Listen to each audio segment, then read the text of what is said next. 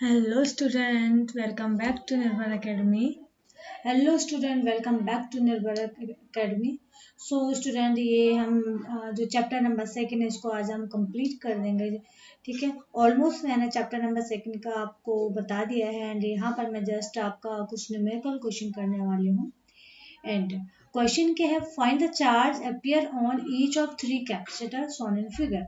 आपके फिगर में कैपेसिटर है C1 जो कि यहाँ पर है C1 C2 एंड C3। ठीक है, इस पे आपको क्या निकालना है, चार्ज कैलकुलेट करना। और यहाँ पर आपको वोल्टेज दिया है कितना है आपका 12 वोल्ट। ओके, अब आप देखिए कि आपका बैटरी का पॉजिटिव टर्मिनल है, ये नेगेटिव टर्मिनल है। करंट कहाँ से कहाँ फ्लो करेगा, ये फ्लो करेगा। तो सबसे पहले कौन सा चार्ज स्टोर होगा, आपका C1 होगा। ठीक है, उसके बाद करंट कहाँ डिवाइड होगा, कुछ इधर जाएगा और कुछ इधर जाएगा। तो इसका मतलब ये पॉजिटिव टर्मिनल, ये नेगेटिव टर्मिनल, और ये पॉजिटिव टर्मिनल है, ये नेगेटिव टर्मिनल। तो अब आप क्या देख रहे हो कि C1 C2 एंड C3 जो कॉम्बिनेशन बना रहे हो, कौन सा कॉम्बिनेशन बना रहा है, पैरेलल कॉम्बिनेशन बना रहा है। ठीक है, तो अब आप पहले सबसे पहले इसमें कॉम्बिनेशन सॉल्व कर लीजिए। सबसे पहले आपको क्या क्या गिवन है इस क्वेश्चन में। गिवन है आपका C1 इज इक्वल टू है 4 microfarad 8 microfarad. C2 is equal to है 4 microfarad and C3 is equal to आपका 4 माइक्रोफेरेड। एंड आपको क्या दिख रहा है, C2 and C3 form parallel combination, parallel combination. Okay, so solve कर लीजिए। पैरेलल कॉम्बिनेशन का रिजल्टेंट क्या आएगा, CP इज इक्वल टू क्या आएगा, C2 प्लस C ऑफ 3। ठीक है, C2 कितना आपका 4 माइक्रोफेरेड प्लस 4 माइक्रोफेरेड। तो CP इज इक्वल टू कितना आ गया आपका 8 ऑफ माइक्रोफेरेड। ये तो हमें निकल गया। अब आप क्या देख रहे हो, C1 और इन दोनों का कंबाइन क्या हो गया आपका CP। C1 और CP कौन सा कॉम्बिनेशन बना रहा है, सीरीज कॉम्बिनेशन बना रहा है। तो लगा दीजिए C1 and CP form series combination. ठीक है, तो सीरीज कॉम्बिनेशन का रिजल्टेंट क्या आता है, 1/C of S is equal to क्या आएगा, 1/C1 plus 1/C of P।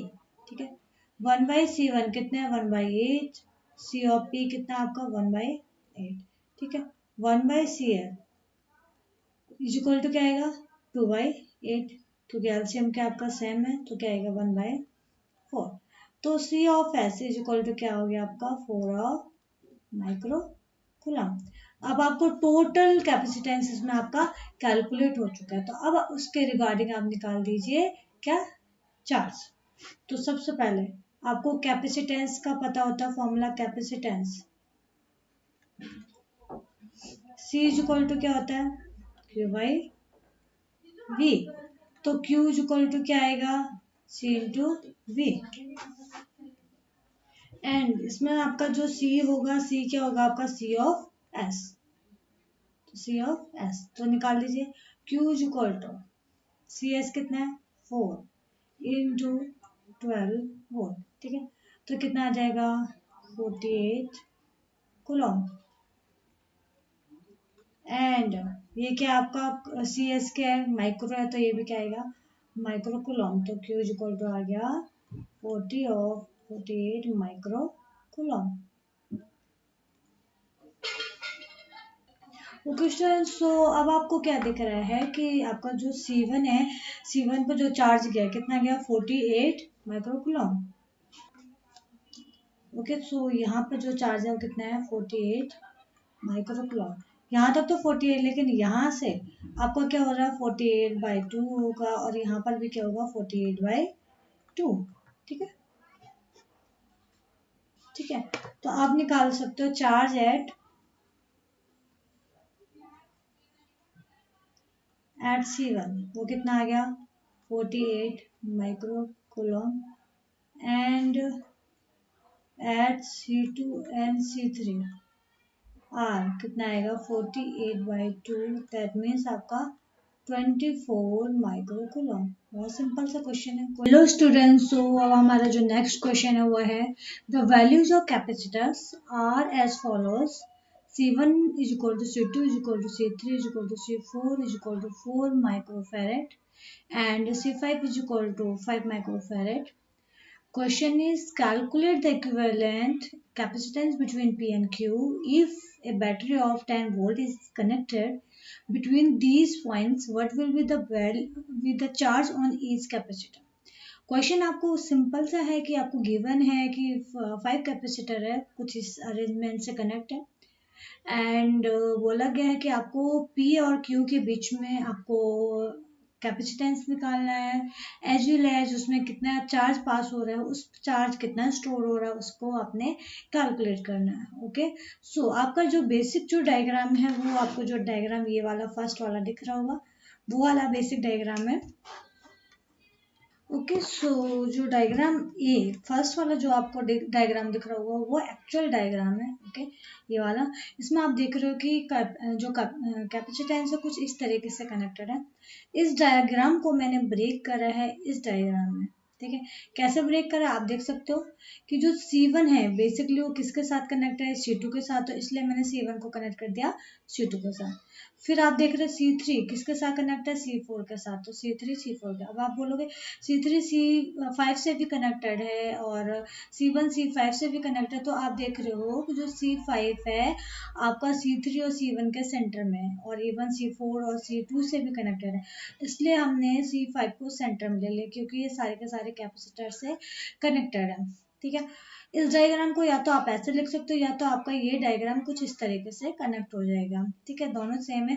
तो अब आप इस डायग्राम से देख रहे हो कि ये आपका क्या होगा, लेट्स सपोज ये पॉजिटिव चार्ज हो गया, ये नेगेटिव चार्ज हो गया, ये पॉजिटिव चार्ज, ये नेगेटिव चार्ज, तो कौन सा कॉम्बिनेशन बन रहा है यहाँ से, सीरीज कॉम्बिनेशन। ठीक है, एंड आप देख सकते हो C3 एंड C4 के बीच में कौन सा कॉम्बिनेशन बनता है, तो ये प्लस साइन, ये माइनस साइन, ये भी प्लस साइन, ये माइनस साइन, तो ये भी कौन सा कॉम्बिनेशन बन रहा है, सीरीज कॉम्बिनेशन बन रहा है। ठीक है, एंड C5 इसके साथ हमारा भी कॉम्बिनेशन आगे बताएंगे कि क्या कॉम्बिनेशन बनेगा। सो बेसिकली अभी फिलहाल आपको ये समझना है कि ये C1 C2 C3 C4 ये कौन सा कॉम्बिनेशन बना रहा है, सीरीज कॉम्बिनेशन बना रहा है। ठीक है, सो स्टूडेंट सबसे पहले हम लिख सकते स्टूडेंट अब हम इसमें लिख सकते हैं कि क्या क्या आपको गिवन दिया हुआ है, तो ले लेते हैं given.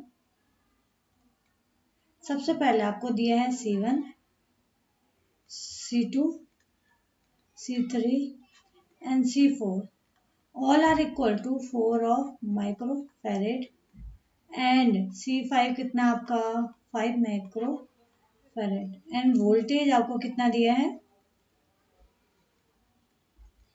10 of volt.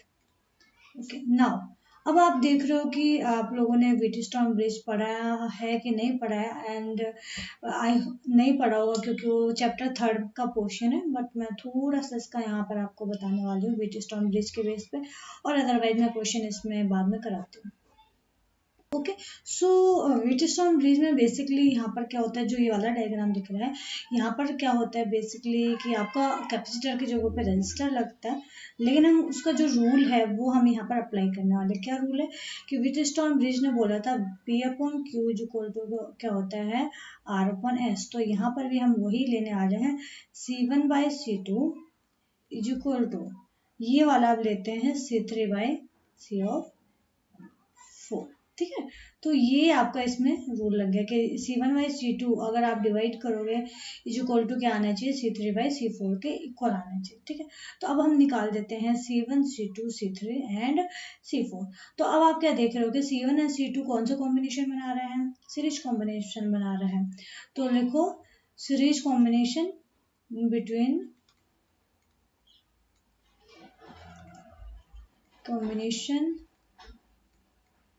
in between C1 and C2 क्या आ जाएगा 1 by CS is equal to क्या आएगा 1 by C1 plus 1 by of C2।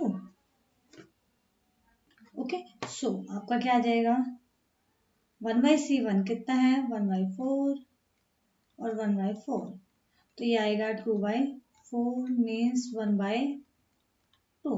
तो यहाँ से CS की वैल्यू मिल गई कितना, ट्वाइस ऑफ माइक्रो फैराड। ठीक है, इसको मैंने मान दिया CS डैश, क्योंकि दो पैरेलल कॉम्बिनेशन आ रहे हैं C1 C2 के बीच में और C3 C4 के बीच में। तो नेक्स्ट निकाल दीजिए series combination in between C3 and C4।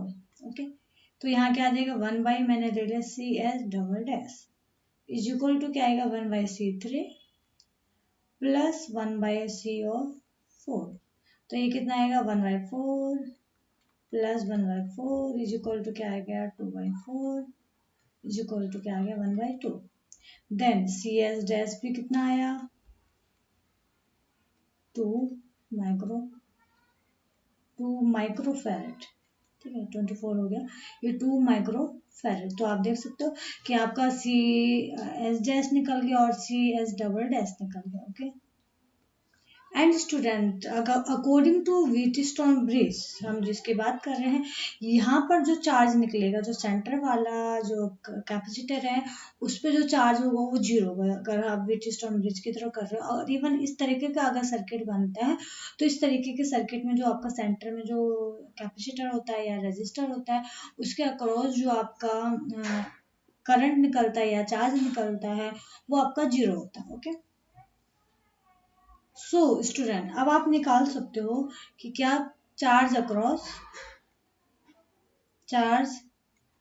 Eight C5 जो कि अभी हमने बोला वो कितना हो जाएगा, 0 कूलम होगा। ठीक है, फिर आप निकाल सकते हो चार्ज एट C(1), वो कितना आ जाएगा, चार्ज C इक्वल टू क्या होता है, Q/V। ठीक है, अब हम C1 क्या क्रॉस निकाले तो ये क्या हो जाएगा, इसको मैंने मान दिया Q1 इज इक्वल टू, निकाल लीजिए, इसमें क्या होता है आपका, C is equal to Q/V। तो यहाँ से Q की वैल्यू निकाल सकते, Q इज इक्वल टू क्या आएगा, C इंटू V। ओके, सो Q1 आपका कितना आ जाएगा, C1V। V क्या होगा इसमें, V1 मतलब इसमें जो वोल्टेज अप्लाई कर रहे हो वो आपका V इसमें कंसीडर होगा। एंड अब आप ले लीजिए C1V, C1 कितना आपका 2 इंटू V कितना है 10 वोल्ट। ओके, तो कितना आ जाएगा 20 of volt. Okay, now charge at C2, वो क्या हो गया, आपने Q2 मान दिया, ये क्या आ जाएगा C2 of V is equal to 2 into 10, तो 20 वोल्ट। तो सिमिलरली आप निकाल सकते हो, similarly charge at C3 and C4, वो क्या आ जाएगा Q3 एंड Q4, वो भी कितना आ जाएगा 20 वोल्ट के आ जाएगा, क्योंकि उसमें वोल्टेज क्या आपका सेम। ठीक है, तो आप देख सकते हो बहुत देखने में डिफिकल्ट क्वेश्चन लग रहा था लेकिन बहुत इजीली सॉल्व हो गया। सो स्टूडेंट, आप सिमिलरली निकाल सकते हो charge at C1 C2 C3 C4। क्यों मैं चारों को एक साथ क्यों निकाली, क्योंकि चारों के अक्रॉस जो आपका कैपेसिटेंस है वो सेम है। ठीक है, तो निकाल दिए चार्ज एट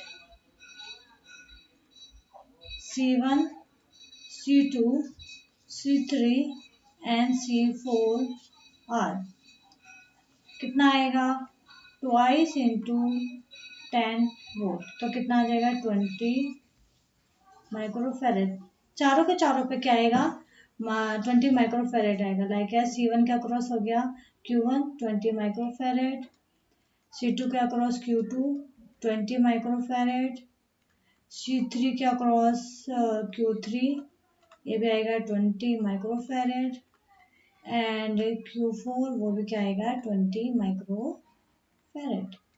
हेलो स्टूडेंट्स, सो अब हमारा नेक्स्ट क्वेश्चन है, a dielectric of relative permittivity 3 fills up only 3/4 of the space between the plates of a charged parallel plate capacitor. Find what percentage of energy stored in the dielectric। ठीक है, तो सबसे पहले आपको जो given है, क्या क्या गिवन है, रिलेटिव परमिटिविटी जो कि आप के से रिप्रेजेंट करते हो या एप्सिलॉन आर से रिप्रेजेंट करते हो, वो कितना आएगा 3।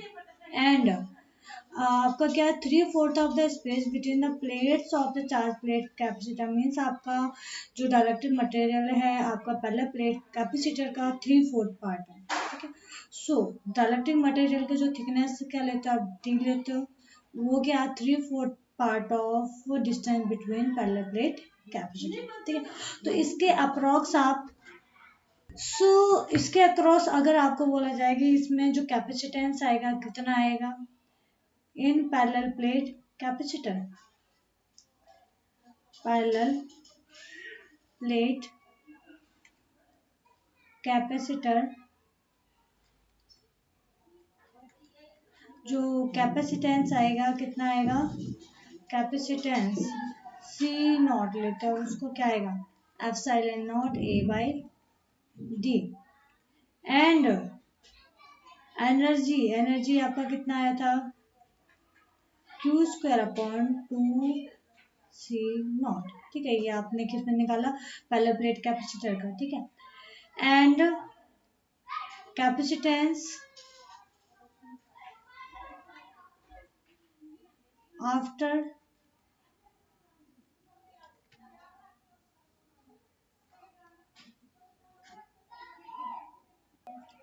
introducing the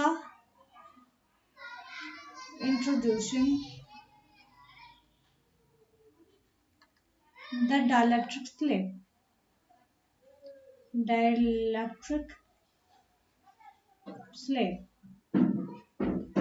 इसको आपने मान दिया C of D, C D मान दिया। C D means capacitance at dielectric slab, या सी एम भी ले सकते हो इसको। C M is equal to क्या आया था एप्सिलॉन नॉट ए अपॉन ये कितना आया था डी माइनस टी 1-1/k जो कि आपने निकाला था। इसको आप यहाँ पर रख सकते हो, कितना आ जाएगा आपकी t की वैल्यू दिया है और k की वैल्यू दिया है तो निकाल दीजिए values. Okay, so c of d is equal to कितना आएगा, c of d is equal to epsilon naught A upon d minus t की value 3/4 of d and 1-1/k, k की वैल्यू कितनी आपकी 3। तो सॉल्व कर लीजिए आगे, epsilon naught A upon d minus 3/4 of d, ये कितना आएगा 3 - 1/3। देन क्या रिजल्ट आएगा epsilon naught A by d minus 3/4 of d, यहाँ क्या बचेगा 2/3, 3 से 3 कैंसिल, 2 2 जा 4, ठीक है। तो C of D is equal to कितना आया epsilon naught A by D minus D by of 2, ये बचा। And D minus D by of 2 कितना आ जाएगा d बाई ऑफ 2 आएगा, तो epsilon naught A by d upon 2 divide में था ऊपर चला के मल्टीप्लाई में twice of epsilon naught A by D. And अब आपने क्या कैलकुलेट कर दिया है C of D is equal to twice epsilon naught A by D. And epsilon naught A by D क्या था आपका C ऑफ नॉट, ये तो आपने निकाला अभी, ठीक है। तो सीधे आपका निकल गया twice of C of not. Okay, now अब आप निकाल लीजिए एनर्जी। इस केस में आपका एनर्जी कितना आ जाएगा Q² upon twice of C D या Q² upon twice of C naught, इस तरीके से ले सकते हो, ठीक है। इसको आपने लाइकेज ले लिया U ऑफ D, वहां पर आपने लाइकेज ले लिया U ऑफ नॉट। तो आपको निकालना है ratio between U of D and U not, ये आपका मेन क्वेश्चन है। दोनों को आपको रेशियो निकालना है, ठीक है। तो रेशियो कितना आएगा U of D upon U not, कितना आ जाएगा, यू ऑफ डी कितना है, Q square upon twice of 2c0 and you not कितना है, Q square upon twice of c0, ये था। एंड क्यू स्क्वायर से क्यू स्क्वायर कैंसिल, 2 से 2 कैंसिल, c0 से c0 कैंसिल, तो कितना बचा आपका 1/2। देन इससे आपका रिजल्ट कितने निकलेगा, U D ratio U naught is equal to 1/2। ठीक है, बहुत सिंपल क्वेश्चन है, कोई डिफिकल्टी नहीं है आपको इसमें। ओके, सो ये आपका आ गया U D by you not. अगर मैं इसका परसेंटेज निकालूं, percentage of U D in you not, वो कितना आएगा 1/2, मीन्स आपका कितना आएगा 0.5, मीन्स आपका आएगा 50%। ठीक है, यू नॉट के कंपेरिजन जो यू डी आ रहा है कितना आ रहा है 50%। हेलो स्टूडेंट्स, सो अब नेक्स्ट क्वेश्चन है, keeping the voltage of the charging source constant, what would be the percentage change in the energy stored in a parallel plate capacitor if the separation between its plate be decreased by 10%। ठीक है, आपका जो plate के बीच में separation है उसको आपने 10% decrease कर दिया। तो अब आप क्या कर सकते हो कि लाइक एज कि आपका जो पैरेलल प्लेट कैपेसिटर है, तो उस केस में आपका कैपेसिटेंस कितना आएगा, तो capacitance at parallel plate capacitor, ये आप लेते हो C naught is equal to क्या था, epsilon naught A by D. ठीक है, दूसरा energy across parallel plate capacitor. ठीक है, ये होता है यू इक्वल टू, आप ये भी ले सकते हो half of C V square. ठीक है, हमें तो ये एक ये फॉर्मूला पता है, एक ये फॉर्मूला पता है। Now when the distance between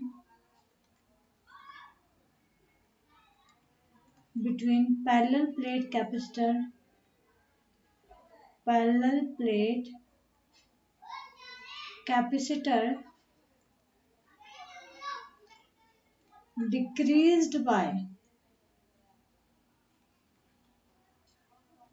10% decrease कर दिया, तो उसका जो डिस्टेंस मैंने सपोज किया डी डैश सपोज किया, तो डी डैश आपका 10% ऑफ किसका है, डी का है, तो D minus 10% of D.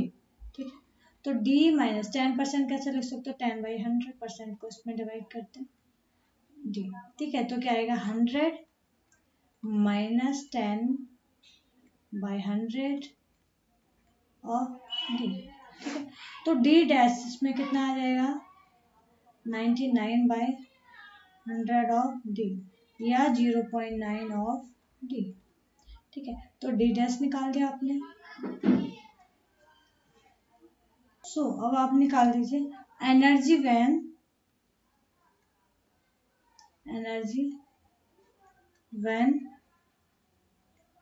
Distance between parallel plate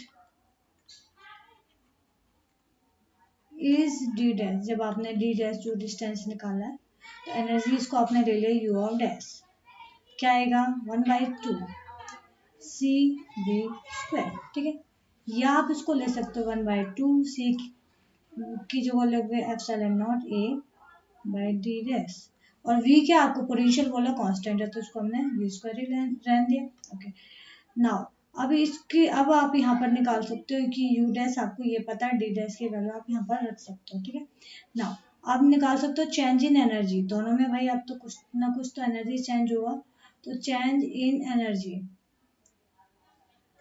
ये आएगा यू डैश माइनस यू।